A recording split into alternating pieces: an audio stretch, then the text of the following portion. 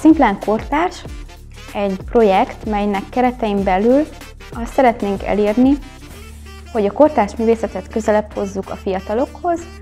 Ez a célközönség nagyjából a 15 és a 25 éves korcsoportot jelenti, akik a művészetekkel foglalkoznak, de nem csak.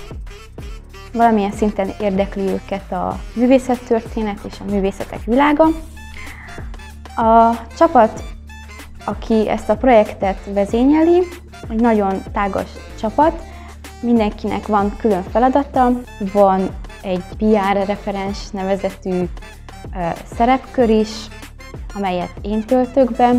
A megszólítani kívánt célcsoport az a fiatalok, ugyebár, és őket a legkönnyebben TikTokon, Instagramon és ezeken a szociális média felületeken érhetjük el.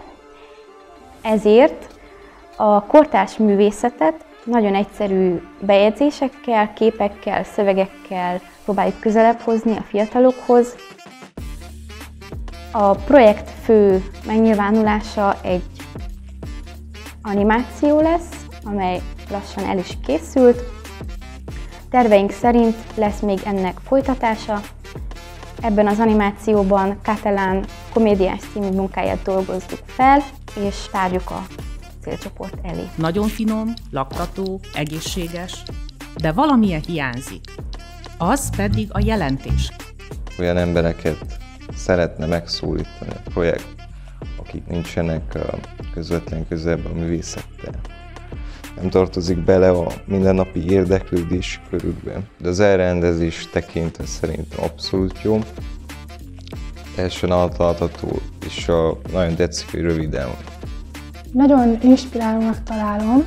Nagyon tetszik az benne, hogy mondható rendhagyónak is, mert a hétköznapi napokból ragad ki legfőképpen elemeket. Az Instagram oldal szerintem nagyon hasznos, mert így több emberhez is eljut, olyanokhoz is, akik még nem hallottak erről. A filmet is kicsit meghökkentő volt, de nagyon tetszett, és ez a banános téma, ez nagyon megragadta a figyelmemet. Szerintem egy nagyon jó indulópont, mivel mindig megposztolják a körülöttünk levő fiatalokat, akiknek tényleg szükséges ez a kis boost, hogy kijussanak a világba a műveikkel. Újítsák úgymond az egész művészetet, és hogy felfogásbelileg is teljesen más. Mert ugye már itt nem azon van a hangsúly, hogy jaj, mindenki szépnek kell kinézzen nagy festményen, úgy mint a reneszánsz festészetnél, hanem hogy itt megmutatni a munkáknak az árnyoldalát, vagy a nem szép munkákat is.